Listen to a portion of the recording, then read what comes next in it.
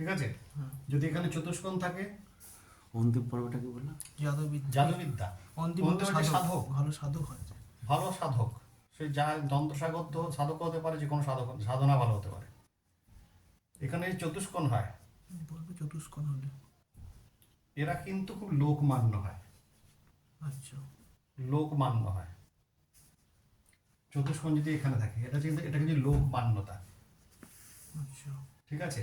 এখানে যদি তিল হয়, সরি, ওপরে যদি আবার ওপরে আসি, চতুষ্কোণ থাকে,